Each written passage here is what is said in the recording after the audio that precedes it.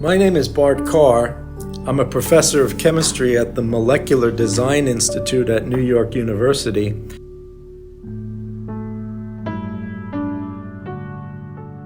And in this short film, I aim to summarize with a group of young researchers 2 articles I wrote a while back that address the impacts of exposing children, and girls especially, to crystallography. It's been frequently remarked that women were atypically well populated in at least one area of physical science within the last century, and that's the development of the study of crystal structure with X-rays. Dorothy Hodgkin, Kathleen Lonsdale, Dorothy Renge, Elizabeth Wood, Helen McGough, and Rosalind Franklin stand out, among others.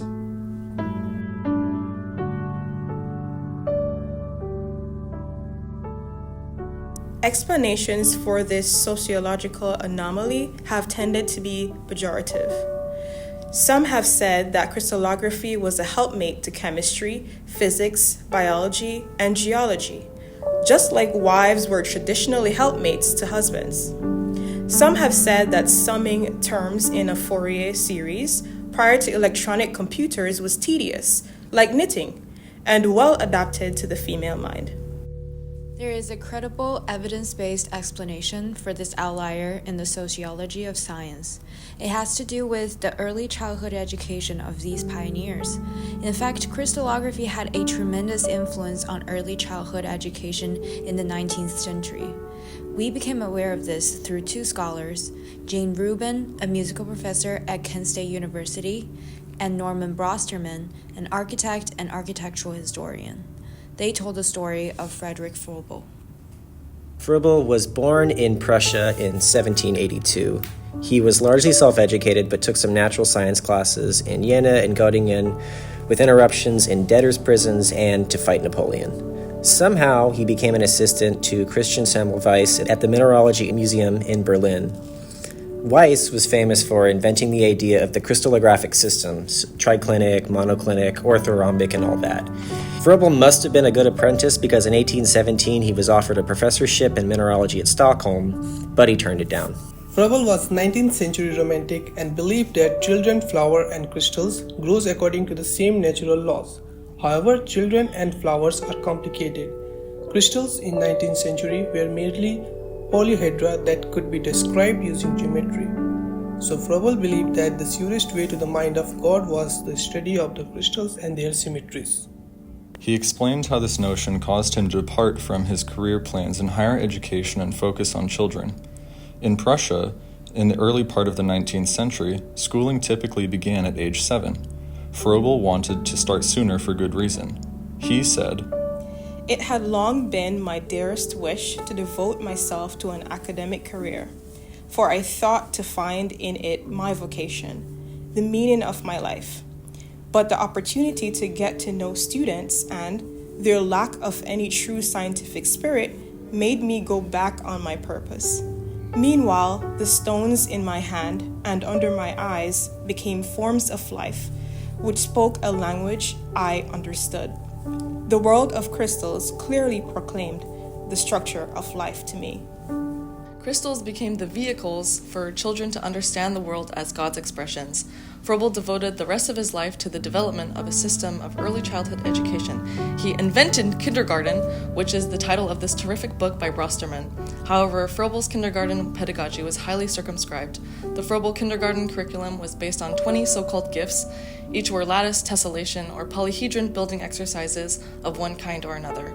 And that was his invention, children mimicking crystals with a dual educational and spiritual purpose. Look at this amazing photo housed in the U.S. Library of Congress from Inventing Kindergarten. These are kids in Atlanta around 19th century constructing things with building blocks. Froebel created these, unit cell for all. The kids are in plain classroom except for a portrait of a Prussian mineralogist. In 1848, there were pro-democracy rebellions throughout Europe. The monarchy decided it was safer if the people remained stupid, and kindergarten was outlawed, and Froebel died heartbroken. But the horse had left the barn, and talented women seized upon kindergarten, and it spread quickly. But its crystallographic content was diminished with successive generations because new kindergarten teachers were not also mineralogists. Jean Rubin lived in a house designed by the pioneering American architect Frank Lloyd Wright. And this is how her book, Intimate Triangle, that covers some of the same topics as Brosterman, joins Wright, the architect, to two mineralogists, Weiss and Fröbel. This is because Wright's mother, Anna, was a Fröbel kindergarten teacher in Wisconsin, and Wright wrote in his autobiographies about how important old Fröbel's philosophy was to his development as an artist. Rubin and Brosterman go further. They show through their scholarship as well as Brosterman's unusual hobby, which was collecting vintage kindergarten art, that the influence of Fröbel kindergartens extend well beyond Wright. Millions of children in the half-century preceding World War I were exposed to Fröbel's methodology.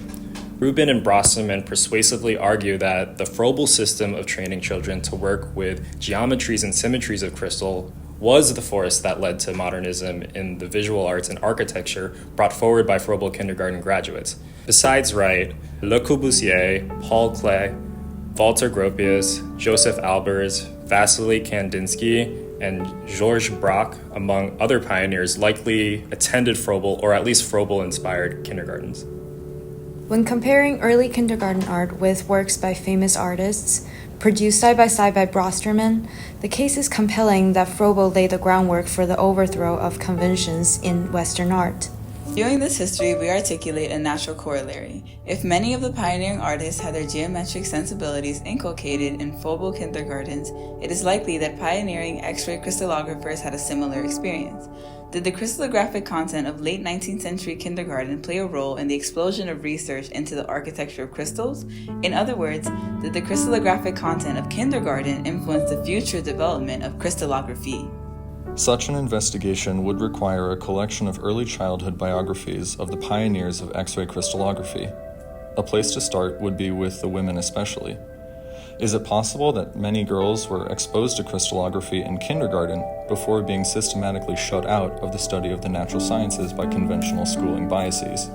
The only person to seriously consider the question we know was our friend Jean Rubin.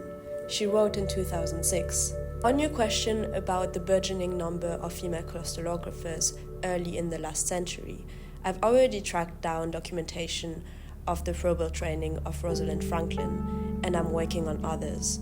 Some years later, in 2015, there was a special issue of the journal Crystal Growth and Design, organized in memory of the widely admired crystallographer Peggy Etter of the University of Minnesota. At that time, we thought that we should try to answer our own question. However, there was a big difference between 2004 and 2015. The internet, still in adolescence in 2004, had grown up.